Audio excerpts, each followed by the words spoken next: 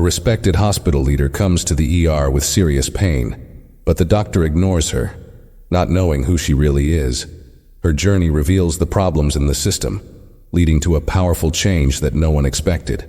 Dr. Renee Carter started her day early, as she often did, going through her morning routine with calm precision. Her home was warm and orderly, each room reflecting her character, focused, diligent, and in control. As she sipped her coffee, she scanned her phone for messages. Even early in the morning, her inbox was full, a mixture of meeting reminders, emails from colleagues, and updates on various hospital initiatives. She was accustomed to the fast pace and the endless demands of her position as the head of the hospital board, a title she wore with quiet pride. Today, however, a persistent ache gnawed at her side, an odd, deep discomfort that she tried to ignore. As the morning unfolded, the ache didn't subside. Instead, it grew sharper, more insistent, until Renee found herself clutching her side, leaning against her desk as the pain surged. She took a deep breath, her fingers lightly pressing the spot where the pain pulsed. She knew her body well enough to recognize when something was wrong, and this pain was different, more intense, unyielding. She reached for her phone, hesitated for a moment, then dialed the hospital to arrange a visit to the emergency room. It felt strange, vulnerable even, to step out of her usual role of decision-maker and become a patient, but the pain gave her no choice. Arriving at the hospital, Renee walked through the familiar halls, her steps slightly slower than usual, each one feeling more laborious. The bustling atmosphere of the hospital was as she remembered, urgent and full of movement. She registered herself quietly, feeling a slight sense of detachment as she moved from her usual world of board meetings and strategic discussions into the waiting area, where patients sat with tired eyes and anxious expressions.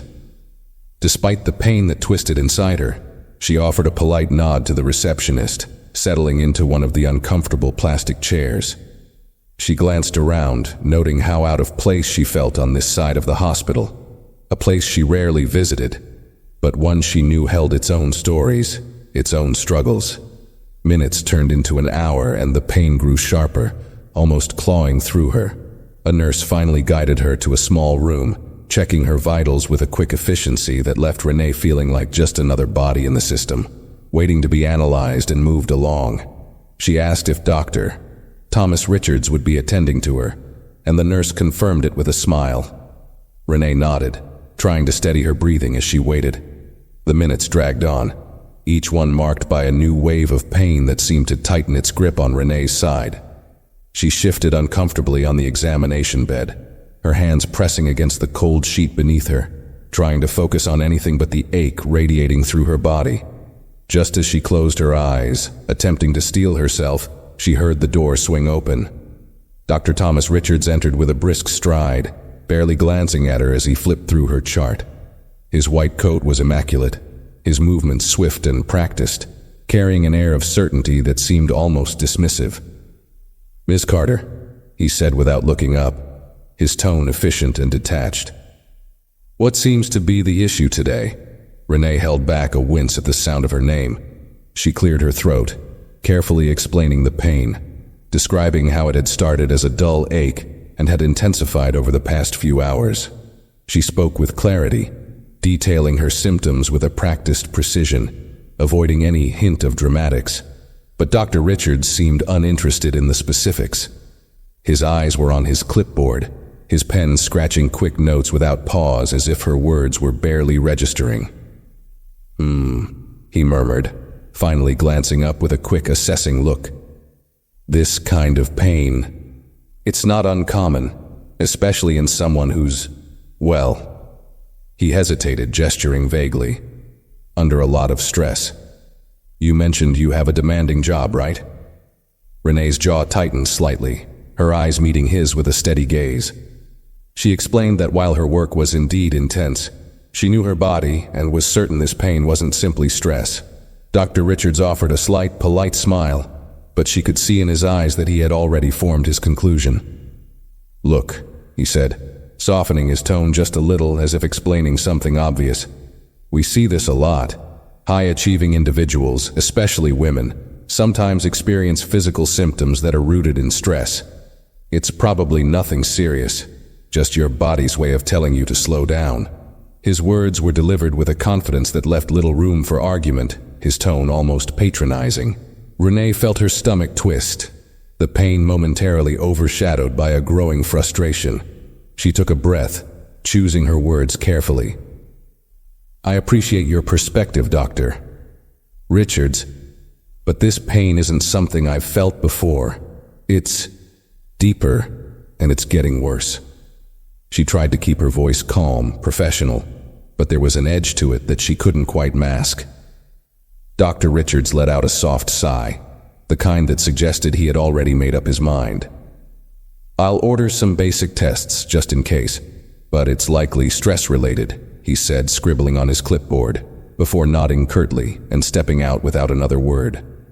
The door clicked shut behind him, leaving Renee alone, the fluorescent lights above casting a harsh, impersonal glow. She sat there, feeling the coldness of the examination room seeping into her skin, a strange mix of anger and helplessness washing over her. She had come here trusting the system, trusting that she would be heard. But in that brief interaction, it was as if her concerns had been diminished to a mere inconvenience. Renee sat there in silence, the coldness of the examination room amplifying the discomfort gnawing at her side. Minutes passed, then stretched into nearly an hour, each moment weighed down by her growing frustration and pain. She shifted on the bed, gritting her teeth as another wave of sharp discomfort gripped her. The initial anger she felt toward Dr. Richards was now blending with something heavier, a sense of vulnerability she hadn't allowed herself to feel in years. Her breaths came in shallow pulls as she tried to center herself, willing the pain to ease up even slightly. Finally, the door creaked open, and a young nurse entered, her expression neutral and professional.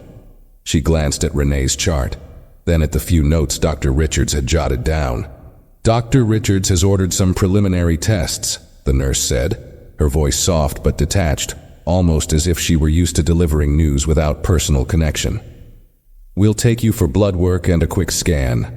Renee nodded, suppressing a sigh. She followed the nurse out of the room, walking down the sterile hallways, past patients and staff who were too busy with their own lives to notice her presence. She could feel herself slipping into an uncomfortable numbness, the kind she often saw in others as they tried to navigate a complex healthcare system. She had advocated for change within this very hospital, worked tirelessly to make things more efficient, more compassionate. But now that she was on the other side, she could feel the disconnect acutely. After the blood draw, she was led to another waiting room, this one colder, filled with patients who looked as worn and tired as she felt. Hours had passed since she first arrived, and the pain was becoming unbearable. But she tried to maintain her composure, focusing on breathing evenly as she sat in the hard plastic chair. Every so often, she glanced at the clock, each tick making her patience fray a little more. Just as her resolve was beginning to crack, she saw Dr. Richards through the glass partition, casually speaking with a group of colleagues. He laughed at something one of them said, his face relaxed and entirely untroubled. A pang of resentment stabbed through her as she watched him. How could he stand there so carefree while she was left in limbo, her pain dismissed as though it were nothing more than a product of her busy life? When he finally made his way back to her, there was no apology, no acknowledgement of the wait. He barely looked her in the eye as he skimmed the results, flipping through the pages with a disinterested expression. "Your tests look mostly normal," he said, a hint of irritation lacing his words. "Nothing here is giving us a cause for concern. Like I said earlier, this is likely stress-induced. I'd recommend some rest, maybe consider taking a few days off work." Renee's fists clenched subtly at her sides. She took a steadying breath, then spoke with measured calm. "I understand your perspective, Dr. Richards, but I know my body. This isn't just stress, the pain is intensifying, and it's not something I can simply dismiss." He raised an eyebrow, his expression shifting into something almost condescending. "Ms. Carter," he replied, his voice laced with faint impatience, "sometimes when we're busy and under pressure, our bodies react in ways we don't always understand. I'm sure a little rest will make all the difference." She bit back the retort on her tongue, swallowing the bitter taste of frustration. "Is there anything else you can do? Any other tests or scans?" Dr. Richards shrugged, a flicker of irritation flashing across his face. "There's nothing else I'd recommend at this stage. If it persists, you could make an appointment with your primary care physician, but honestly, there's not much more to explore here." Without another word, he turned and walked away, leaving Renee standing there, her pain and frustration twisting into something deeper. She watched him disappear down the hall, feeling a quiet resolve hardening within her. Renee's resolve crystallized as she stood in that hallway, the faint hum of hospital activity surrounding her. She felt a pang of disbelief at how easily her pain and her voice had been dismissed, reduced to nothing more than a trivial inconvenience. There was a time, not so long ago, when she might have brushed off an experience like this as a single oversight, a moment of human error. But today, her pain was raw and real, and the dismissal cut deeper than ever before. She knew she couldn't simply leave, not when the pain was still gnawing at her side, as fierce and unyielding as her frustration. She returned to the waiting area, her movements slow, each step sending a dull throb through her body. Taking a seat in a quieter corner, Renee tried to refocus her thoughts, to keep herself grounded. Memories of the countless board meetings she'd chaired in this very hospital floated into her mind. She thought about the discussions on patient-centered care, on the hospital's mission to treat every individual with dignity and empathy. The irony stung, and she found herself wondering how many others had been dismissed just as she had, their voices lost in the endless shuffle of hurried consultations and assumptions. Just then, a young intern passed by, glancing over at her with an uncertain expression. He hesitated, then approached, recognizing her face. "Dr. Carter, are you all right? I didn't expect to see you here as a patient," he said, his voice tentative, almost reverent. The intern's voice was tinged with genuine concern, a stark contrast to the detached manner she'd faced all day. Renee managed a small, tired smile, grateful for his kindness. "I'm all right, thank you," she replied, though the pain under her calm exterior told a different story. "Just here for some persistent issues." The intern nodded, looking around as if ensuring no one was listening. I don't mean to overstep, Dr. Carter, but if you're not getting the answers you need, I could speak to someone. Maybe suggest another set of tests or a second opinion." Touched by his offer, Renee felt a glimmer of hope. "Thank you. I think I may take you up on that." She paused, then added, "It's frustrating when you're not being heard." The intern's face softened with understanding. "I can imagine," he said quietly, as if he too had witnessed similar moments. "Sometimes it's easy to forget that even the people who run this place need care too." His words resonated with her, and she found herself nodding, her earlier frustration tempered by his empathy.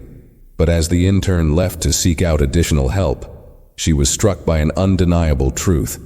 The very system she helped govern was failing her, revealing cracks in a structure she had once believed in. She sat alone, waiting, the pain a constant reminder that her own hospital, a place she had worked so hard to improve, was now her source of neglect. Renee sat quietly, the young intern's kindness lingering in her mind, offering a sliver of reassurance amidst the mounting frustration.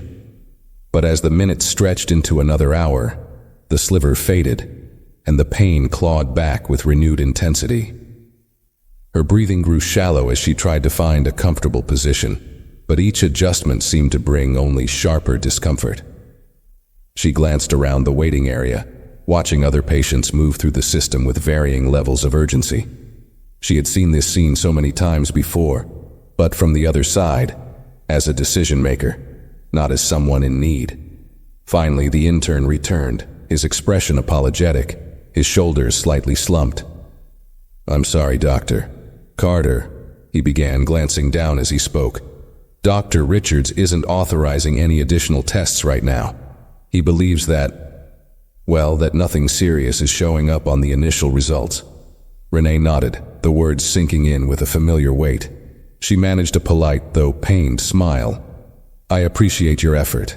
"Thank you," she replied, her tone steady despite the frustration gnawing inside her. The intern lingered for a moment, looking troubled.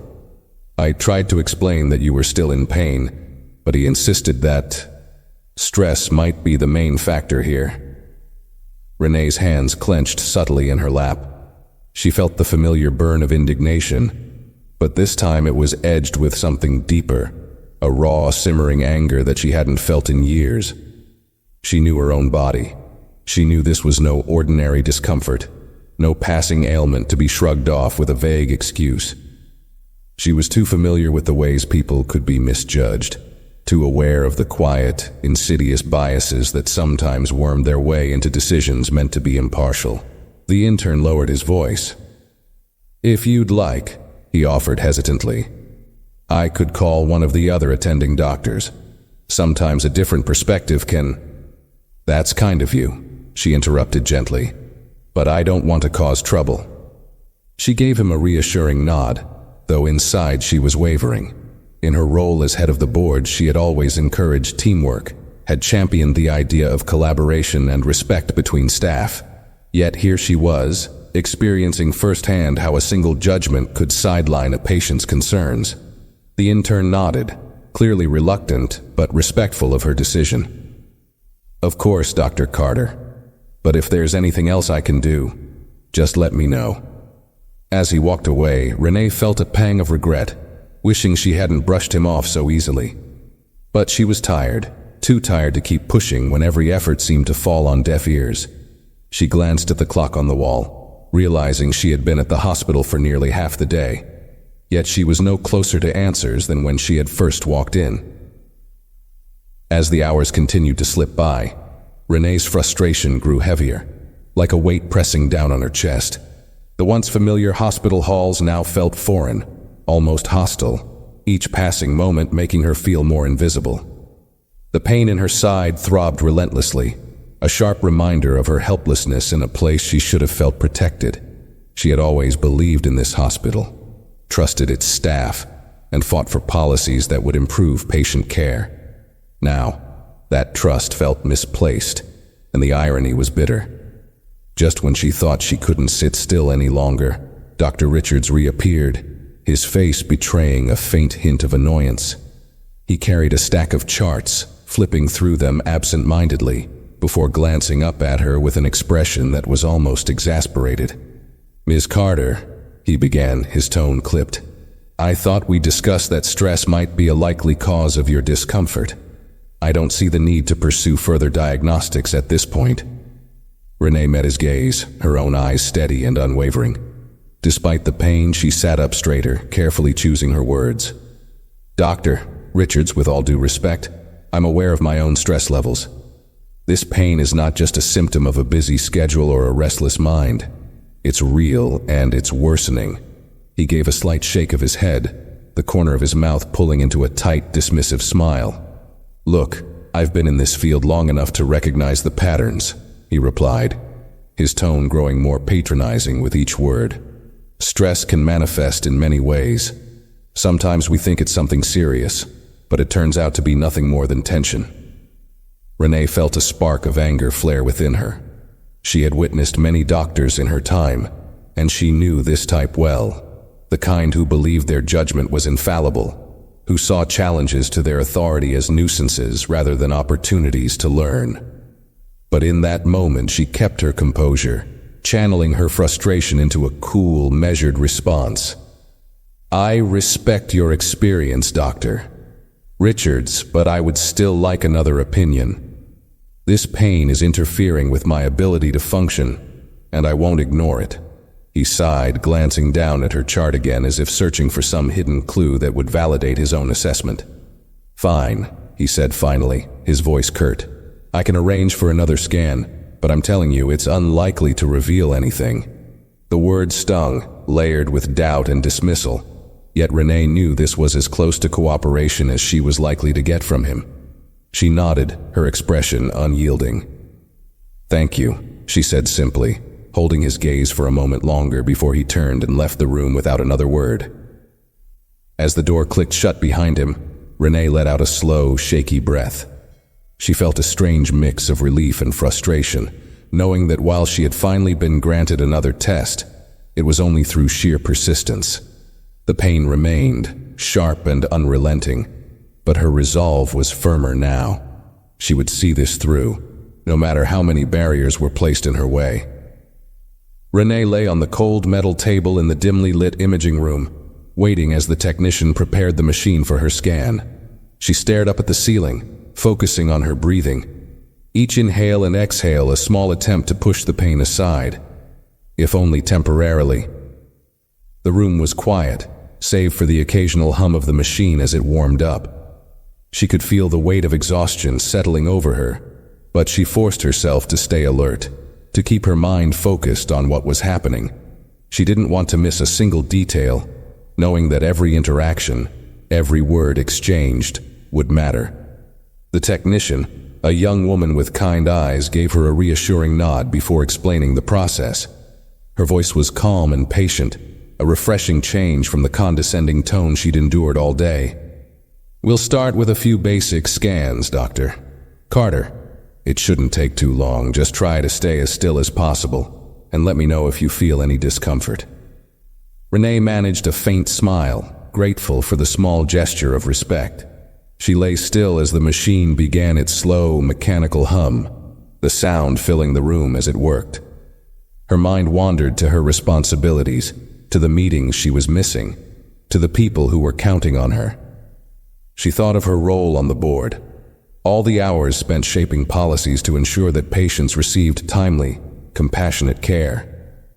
She wondered how many patients had sat in her place, feeling unheard, pushed aside, while the system they trusted moved on without them. The scan proceeded in silence, the minutes stretching on as the machine moved slowly over her. Each pulse of sound felt like a marker, a reminder of the time slipping away, of her day lost to waiting and pleading for acknowledgement.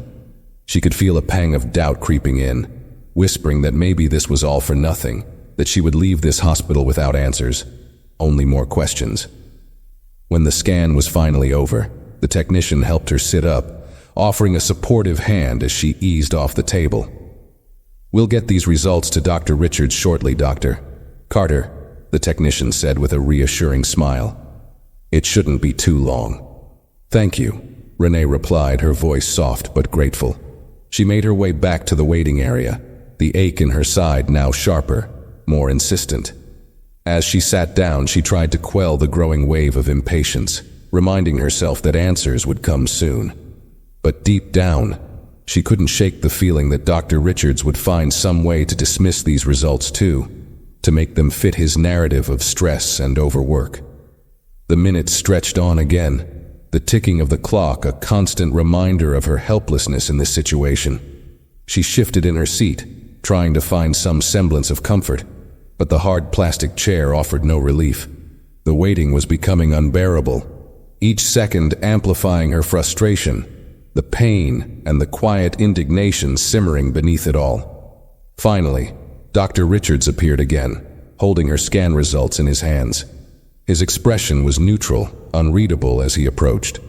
She searched his face for any sign of concern, any hint of empathy, but his eyes remained detached, almost clinical. "Dr. Carter," he began, glancing at the scans briefly before looking back at her. "As I suspected, there's nothing here that would explain your symptoms. The scans came back normal." Renee felt the words hit her like a cold gust of wind, each one slicing through the hope she had clung to. She could barely suppress the frustration building inside her. "Dr. Richards," she said, her voice steady but firm. "I understand that the scans may not show anything obvious, but this pain is real. I need you to consider other possibilities." He gave her a thin, tight-lipped smile. "Miss Carter, sometimes our bodies play tricks on us, especially under pressure. I strongly advise you to rest and consider taking some time off." The words echoed in her mind, hollow and dismissive, leaving her feeling smaller and more invisible with each passing second. She had exhausted every option, pushed for every test. but it felt as though she were talking to a wall, her concerns slipping away unheard. "Renee sat there, Doctor," Richards's words settling around her like a heavy fog. Her mind raced, alternating between frustration and disbelief. She felt drained, not just by the pain, but by the relentless effort it had taken simply to be acknowledged.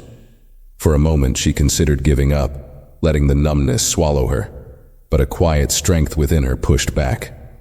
She couldn't leave without answers, not after everything she'd endured in this place she'd once trusted to care for others.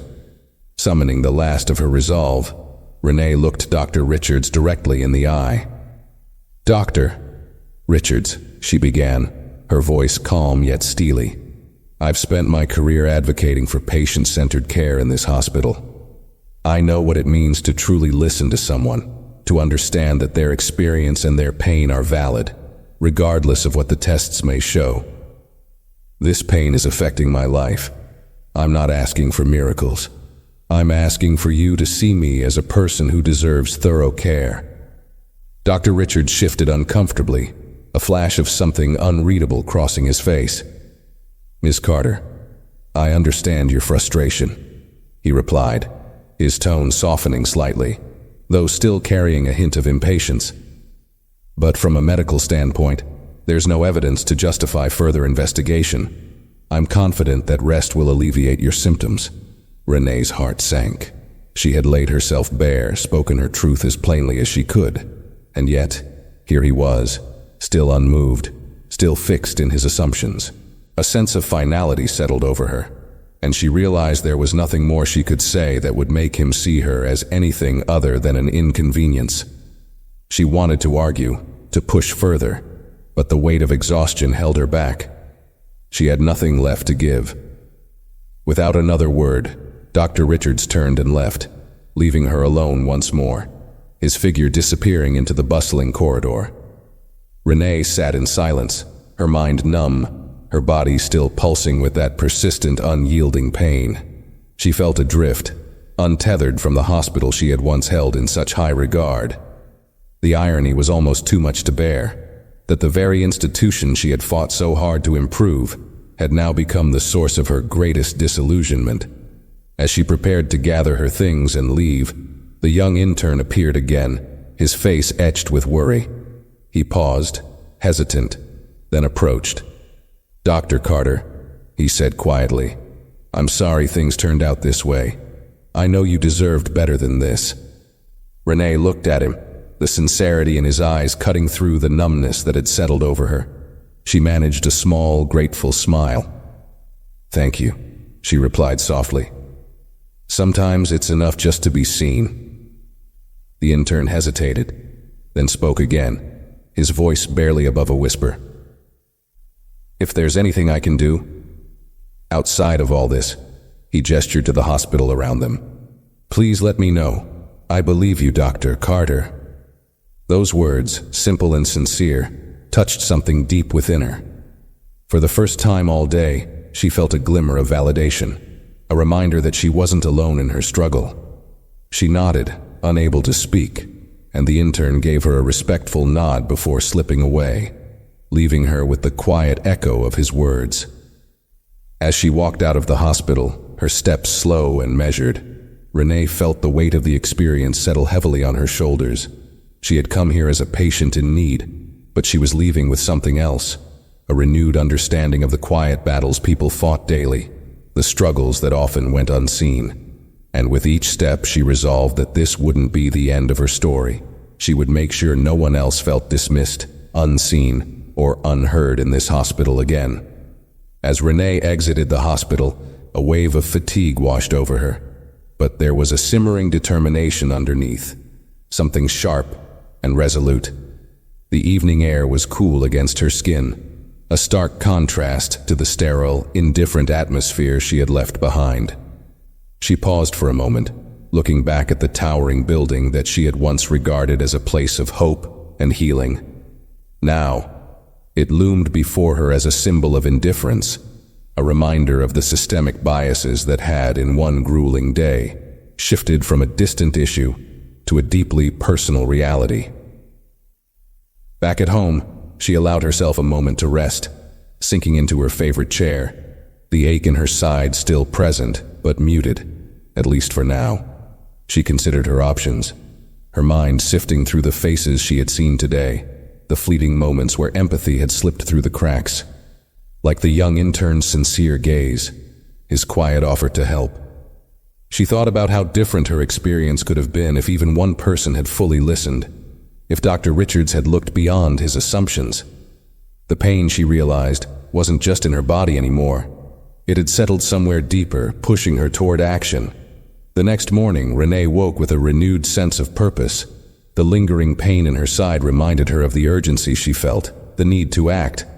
Not just for herself, but for every patient who might find themselves dismissed or disregarded. She made a few calls, arranging for an independent specialist to examine her, but her mind was already racing with ideas beyond her own health. After her appointment, she returned to the hospital, this time not as a patient but in her professional capacity as chair of the board. Her presence commanded attention, and whispers trailed her as she walked through the hallways. The staff she encountered offered polite nods and murmured greetings, oblivious to her recent ordeal within those very walls. She felt a twinge of irony, almost a sense of surrealism, knowing that just a day before, she had been another face in the waiting room, an ordinary patient lost in the shuffle. When she reached the boardroom, she took a deep breath and entered. Her colleagues already gathered around the long table, exchanging polite smiles and greetings. She returned them with a calm expression, but her mind was focused, sharp. Today's agenda included routine updates, but Renee had something else in mind. As the meeting began, she waited patiently for her turn, listening to the usual reports and financial updates with an attentive gaze. When the room quieted, all eyes turned to her, expecting the usual agenda items. But Renee leaned forward, her expression serious, a flicker of steely resolve in her eyes. "Before we continue," she began, her voice steady and clear, "I need to address an issue I encountered firsthand in our hospital yesterday. A failure of empathy and care that shook me, not only as a patient, but as a leader in this institution." Her colleagues exchanged curious, slightly uneasy glances, sensing the weight in her words. She continued, her tone measured but unwavering, recounting her experience in vivid detail, each dismissal, each moment of condescension, building a picture that was hard to ignore. She described the exhaustion, the frustration, the emotional toll that she endured, not to evoke sympathy, but to illuminate a serious problem in their healthcare culture. As she spoke, she saw the shift in the room, the dawning realization on her colleagues' faces, some glancing down, others nodding in understanding. When she finished, she paused, letting her words settle into the silence that followed. "We can't continue to allow biases, assumptions, or indifference to cloud our judgment. This isn't just a procedural flaw, it's a human one, and it's our responsibility to address it." The following morning, Renee walked into the hospital with a renewed sense of purpose. Dressed impeccably in her professional attire, she moved through the familiar corridors with a quiet determination. Nurses, doctors, and administrative staff offered her polite nods and greetings, many of them unaware of her experience just the day before. To them, she was the respected head of the board, a woman who held significant influence over hospital policies and decisions. But today, she felt like much more. She was also an advocate for every patient who might have been dismissed, ignored, or misjudged within these walls. As she approached the boardroom, she paused outside the door, her hand hovering over the handle. Her mind replayed the events of the previous day, the dismissive tone, the hollow explanations, the moments when her pain had been brushed aside as though it were insignificant. She knew her words today would carry weight, but she wanted them to spark genuine change, not just temporary adjustments or apologies. Taking a steadying breath, she opened the door and stepped inside. The room was already filled with board members, their voices hushed as they exchanged morning pleasantries. They greeted her warmly, some standing as a gesture of respect, but Renee only offered a slight nod, her focus sharp.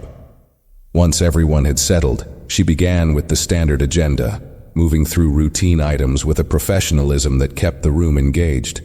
But beneath her calm exterior, there was an urgency building, a need to share her story that she knew couldn't be delayed much longer. When the usual reports were completed, she took a brief pause, letting the room settle into silence before she spoke again. "Before we adjourn, I have something personal I need to address," she began, her voice steady but with an unmistakable gravity.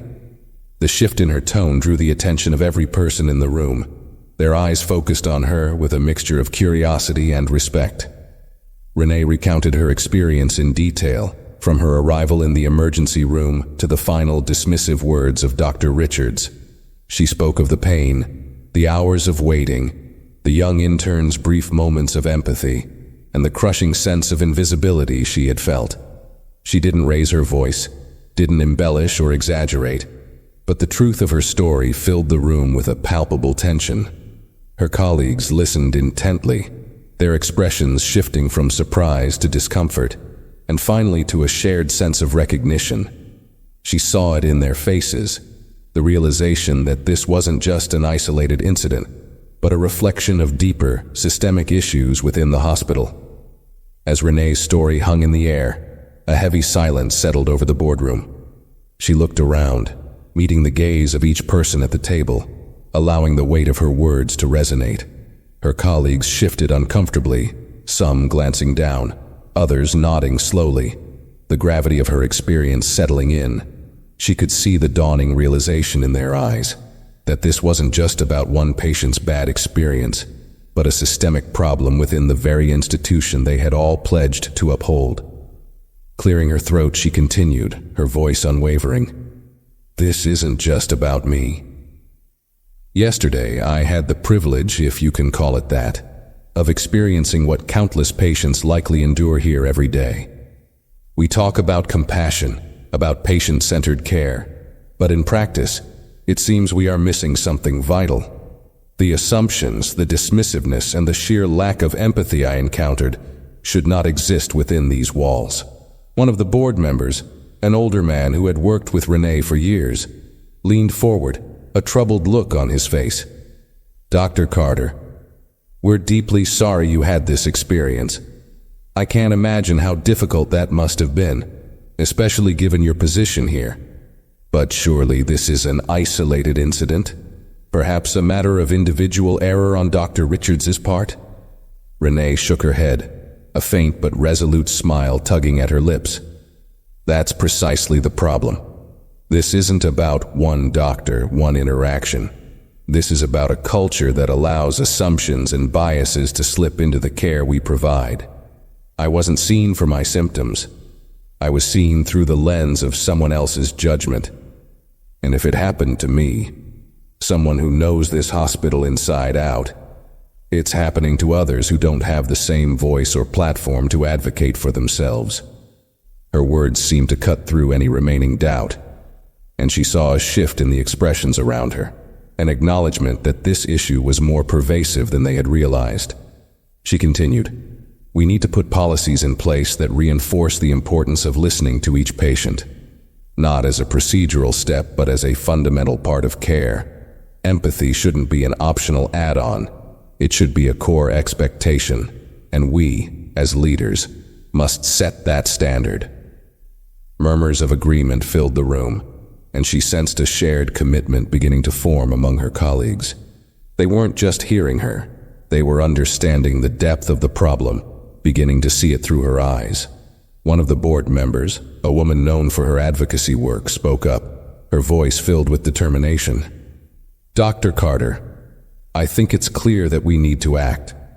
Perhaps it's time to implement mandatory training on implicit bias and communication skills for all medical staff starting from the top, and regular assessments to ensure these standards are actually practiced." Renee nodded, feeling a surge of relief mixed with gratitude.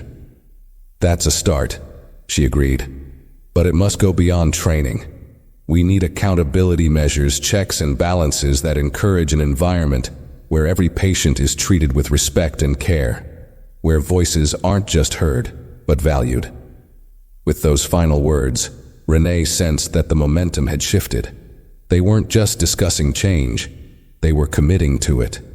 And for the first time since her ordeal began, she felt a glimmer of hope that this hospital could, indeed, become the place of healing she had always believed it could be.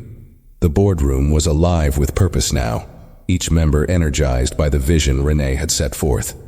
As the conversation evolved, specific ideas started to take shape, practical steps they could implement to ensure meaningful change. Suggestions flowed, each one building upon the last, as the board members brainstormed ways to transform patient care from a checklist of protocols into a genuine, empathetic experience. One board member, a former physician with a deep respect for data, proposed, "We should gather feedback directly from our patients after each visit. Anonymous surveys that let them voice concerns or praises honestly. It would give us insights straight from those we serve, highlighting both our successes and our failures." Renee nodded, her expression thoughtful. "And perhaps we could follow up with patients who express dissatisfaction," she added. "A simple call or outreach would not only help address their concerns but also show that we're truly listening and willing to improve based on their experiences." Another board member chimed in, "What about establishing a patient advocate position? Someone trained specifically to assist patients who feel unheard, a resource for those who might not know how to navigate the system on their own." This suggestion sparked excitement, and several members voiced their support. Renee felt a deep sense of satisfaction as she saw the ideas take root. Her colleagues were no longer focused solely on policies or the hospital's bottom line. They were thinking about real people, about the importance of respect and humanity in healthcare. As the discussion continued, Renee noticed a change in herself as well. The frustration, hurt, and disappointment that had weighed her down since her experience as a patient began to ease, replaced by a quiet pride in the work they were now undertaking. This wasn't just a policy discussion. It was the beginning of a cultural shift, one that might finally align their practices with the ideals they had always strived to uphold. At one point, the board member who had initially questioned whether her experience was an isolated incident spoke up again, his voice tinged with humility. "I see now, Dr. Carter. I see how easy it is for us to overlook these things until we're forced to confront them. You've opened my eyes, and I think we all owe you a great deal for sharing your experience with us." Renee offered him a small, genuine smile. "Thank you," she replied. "But this isn't about gratitude. It's about doing what's right. If we can make even one patient feel truly seen and cared for, then it will have been worth it." With the meeting drawing to a close, Renee proposed they formalize these ideas into a comprehensive plan, with timelines, responsibilities, and measurable goals. They agreed unanimously, and a sense of unity and determination filled the room.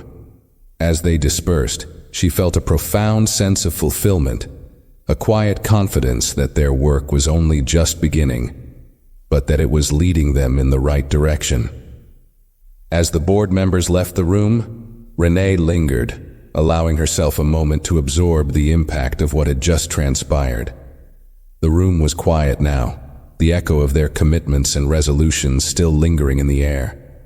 She felt a powerful blend of relief and purpose, knowing that her experience hadn't been in vain and that change was truly on the horizon. As she gathered her things to leave, she heard a familiar voice from behind her. Turning, she saw Dr.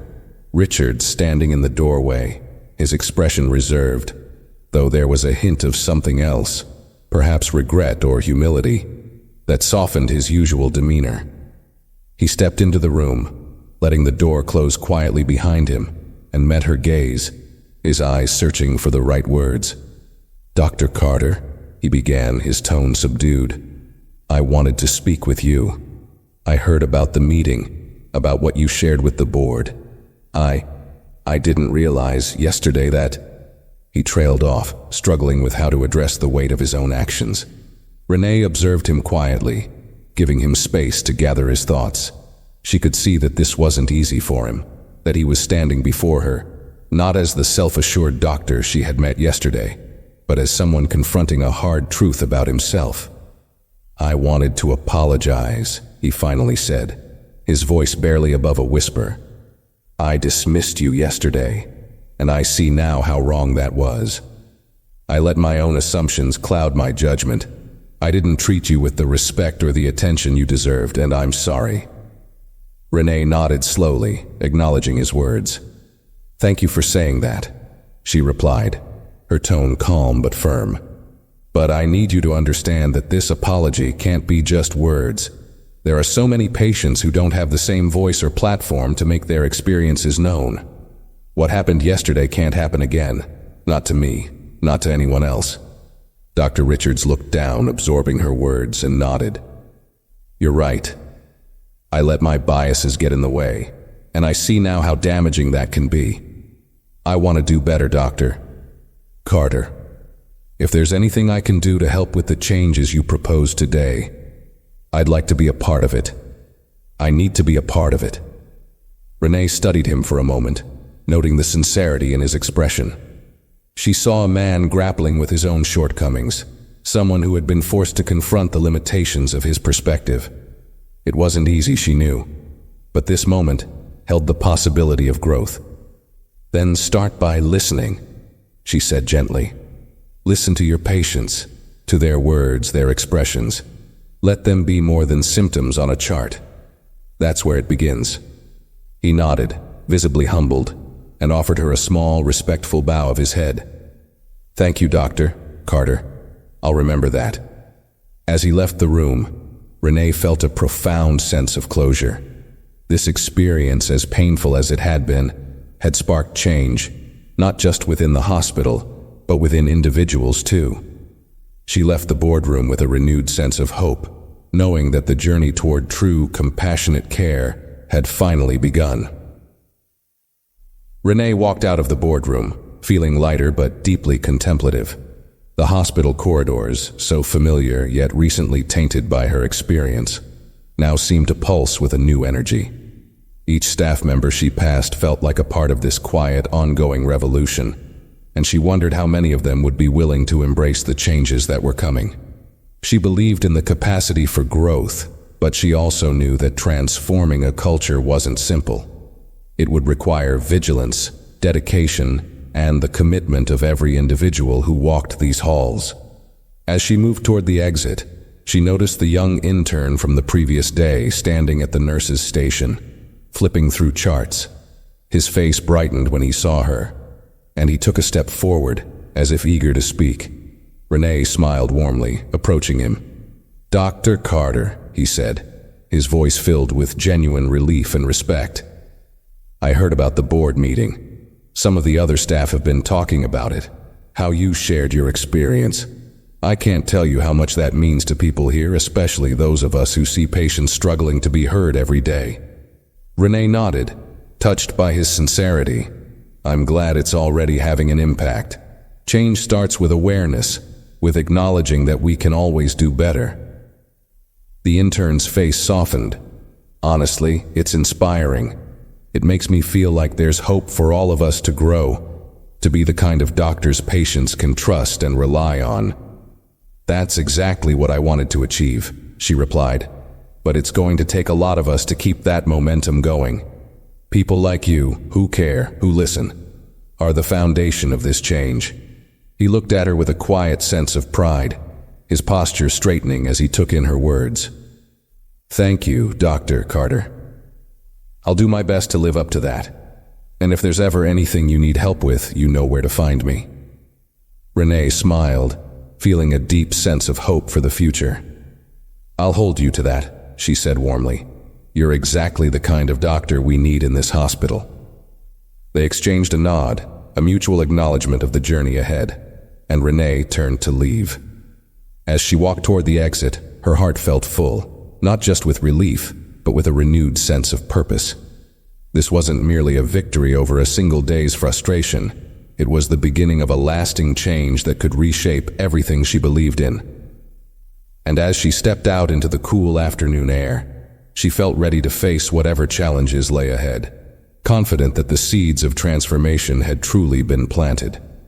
As Renee stepped into the sunlight outside the hospital, She took a deep, grounding breath, feeling the cool air fill her lungs and cleanse away the remnants of frustration and fatigue. The past 2 days had been a whirlwind of emotions, from feeling unseen and dismissed to finding the strength to speak out and instigate change. She felt a profound shift within herself, not just as a leader, but as someone who had walked through the vulnerable experience of being a patient.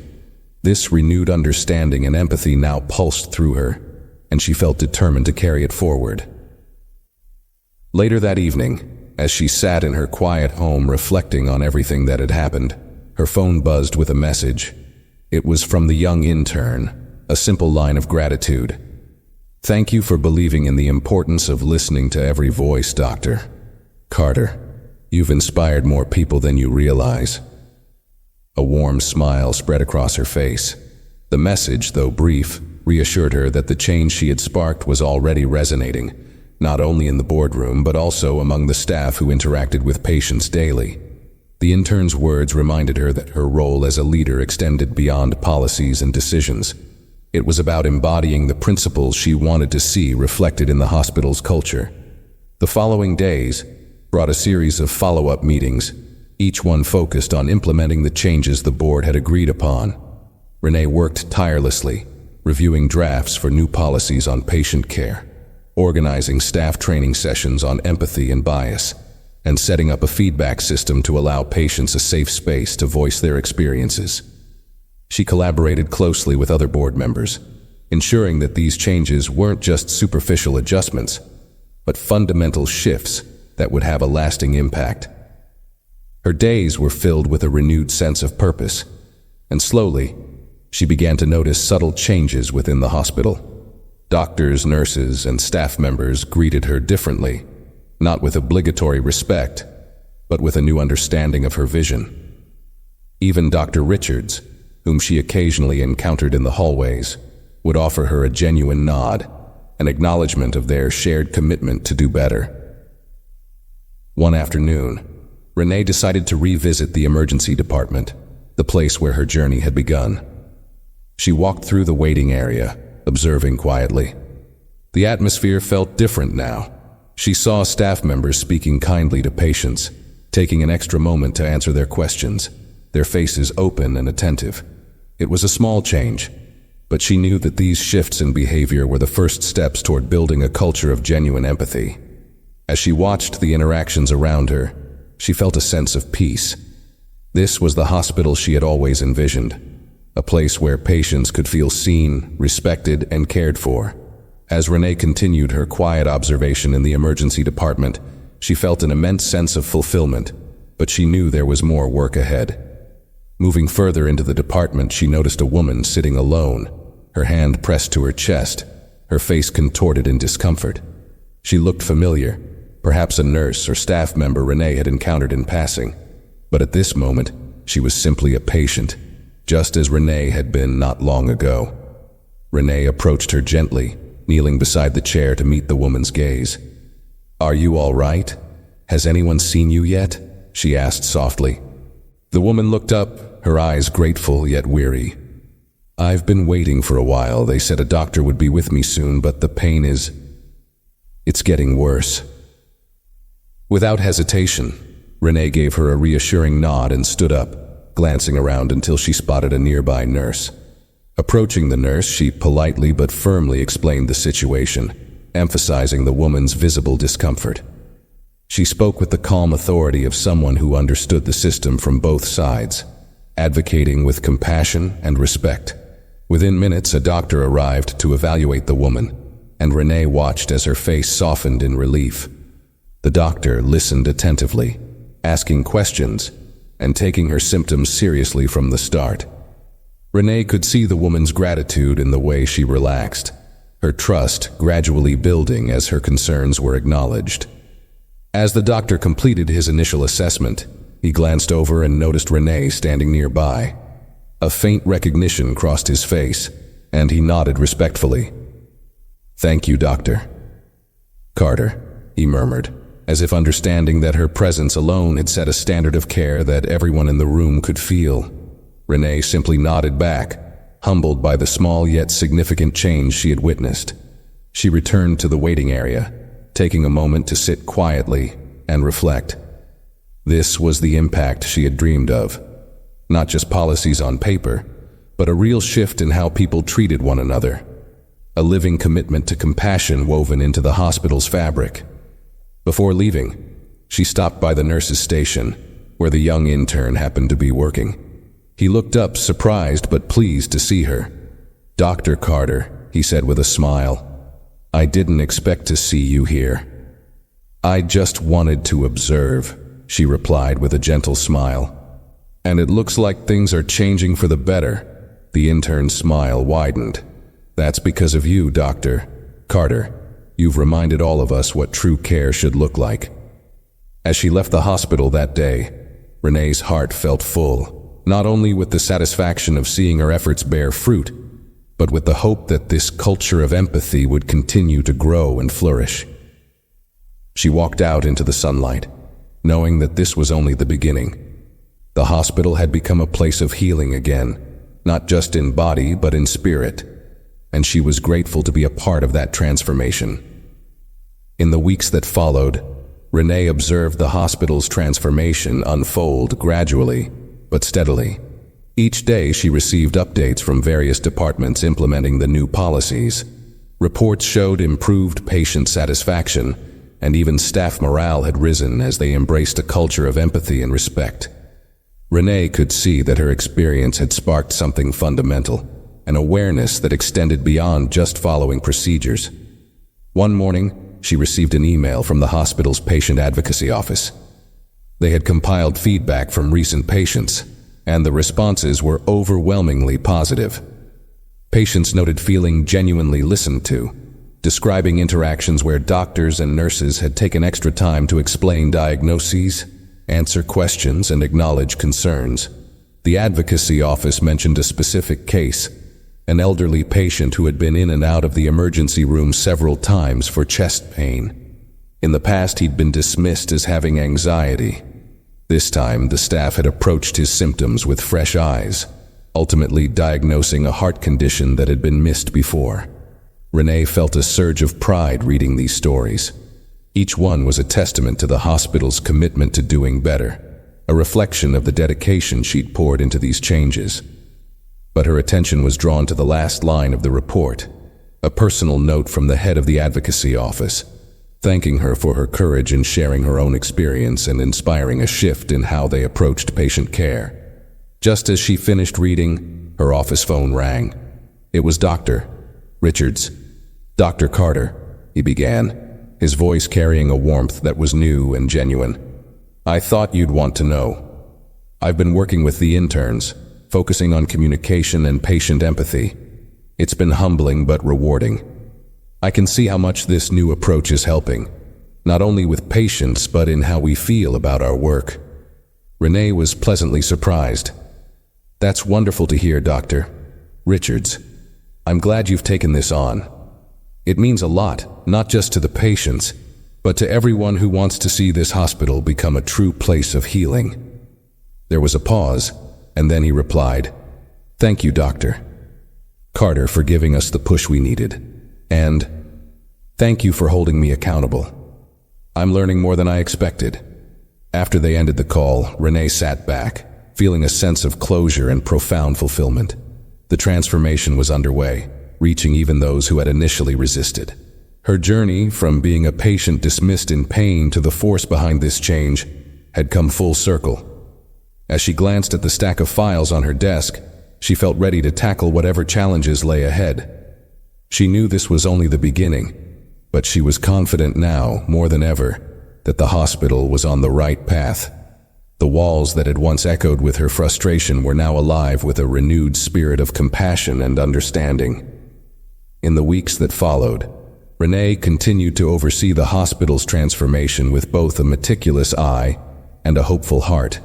Changes were taking root, and the results were visible in the subtle yet powerful shifts she saw every day.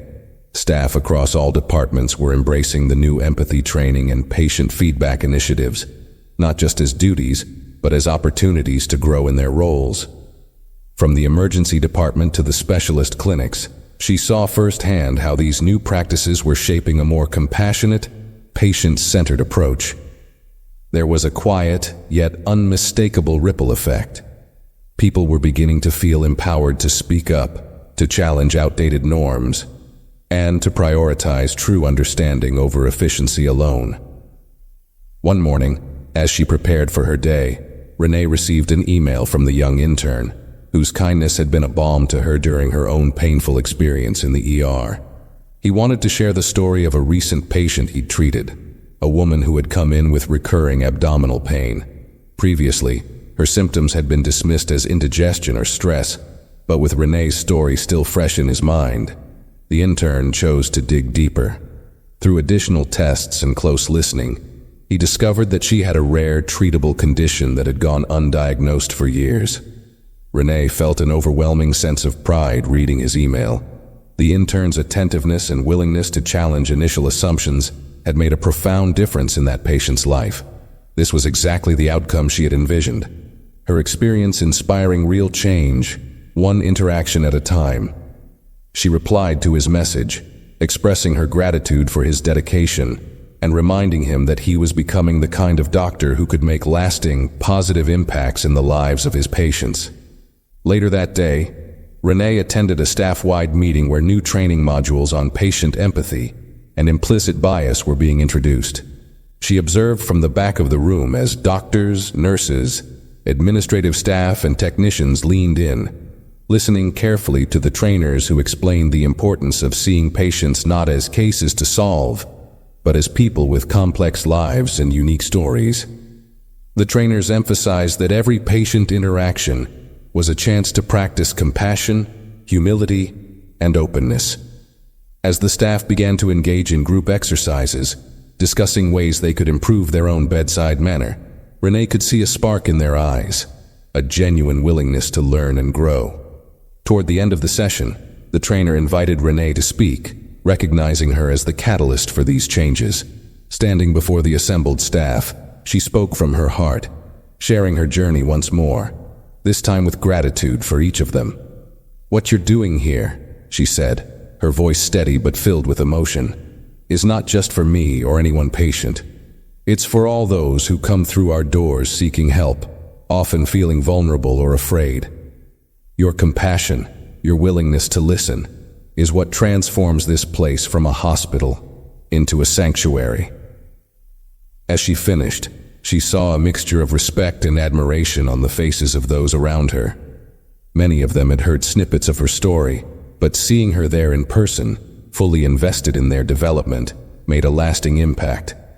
When the meeting ended, several staff members approached her to express their commitment to the changes, each one reaffirming her belief that the hospital was finally on a path towards something truly meaningful. By the time Renee returned to her office, her mind was buzzing with ideas for further improvements. She envisioned patient mentorship programs where former patients could share their experiences with new staff members, creating a continuous thread of empathy woven through each level of care. She thought of implementing routine patient experience reviews, which would allow hospital leadership to keep a pulse on the real-life impact of their policies. With each new idea, she felt a renewed sense of purpose, knowing that her journey, while deeply personal, had the power to reshape the institution she cared so much about. As the day wound down, Renee took a moment to reflect on how far she had come. What had begun as a painful, isolating experience had blossomed into a movement of compassion, empathy, and accountability that was transforming lives. The hospital, once just a place where she worked, had become a space of healing and possibility, both for patients and for those who served them. Months passed, and the transformation that Renee had sparked became woven into the very fabric of the hospital's operations. Changes that had once seemed like radical shifts in practice were now simply part of everyday life. Staff members approached their work with a renewed sense of purpose, connecting more deeply with their patients and colleagues. The hospital had become a place where every person, doctor, nurse, patient, or visitor, was seen, heard, and valued. One afternoon, the hospital organized a formal gathering to honor Renee's contributions. It was a simple ceremony held in the hospital's atrium, with patients, staff, and board members in attendance. Word had spread about Renee's story and the impact of her experience, and people gathered not just to recognize her work, but to celebrate the changes that had blossomed because of it. Flowers adorned the room, and a quiet excitement hummed through the crowd.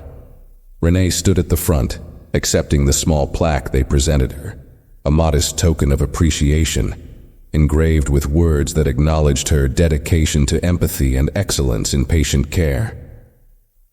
She held the plaque, feeling its weight in her hands, but knowing that the true reward lay in the transformed faces of those around her, the people who had embraced her vision.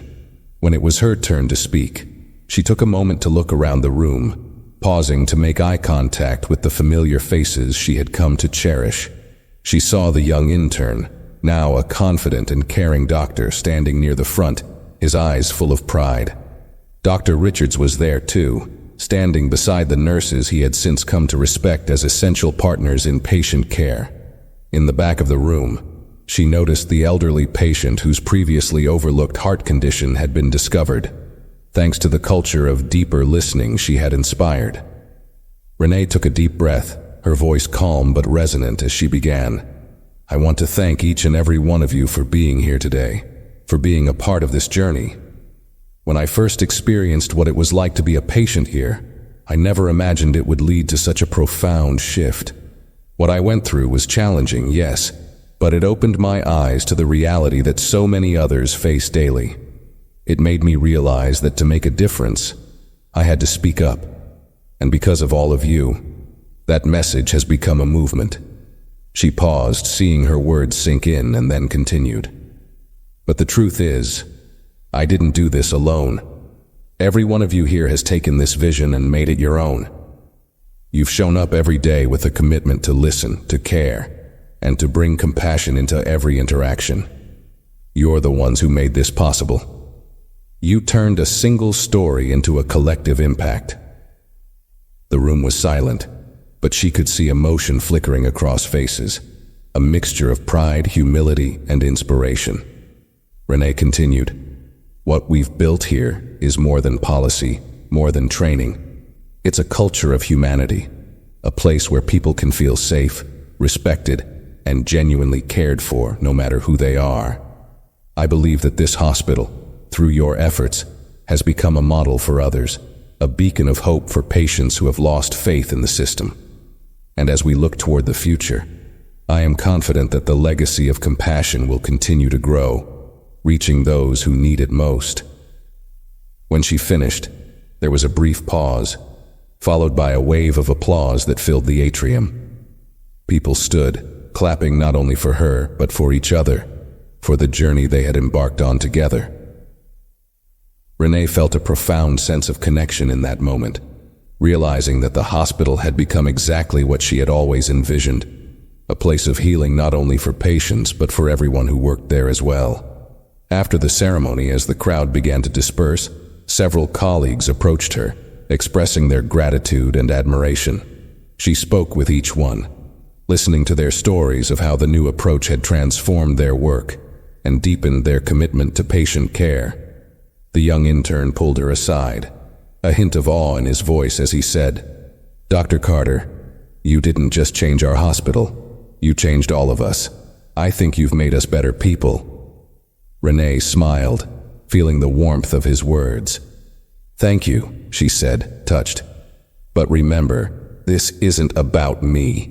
It's about each of us doing what we can to make a difference every day. That's the real power of this work." As she left the hospital that evening, walking out under the fading light of dusk, Renee felt an immense peace settle over her. She knew that this wasn't just the end of a chapter, but the beginning of a legacy that would endure. She had found her voice, had used it to create something meaningful, and in doing so, had empowered others to do the same. The hospital would go on, as all places do, but it would carry forward the spirit of compassion she had fought to instill. And as Renee walked away, she felt lighter than she had in years, knowing that her experience, her story, had become a part of something much larger, a testament to the power of resilience, empathy, and the quiet strength of a voice that refuses to be silenced. If this story moved you, don't forget to like this video, share your thoughts in the comments below, and subscribe to our channel for more powerful stories like this one. Let's keep the conversation going and inspire change together.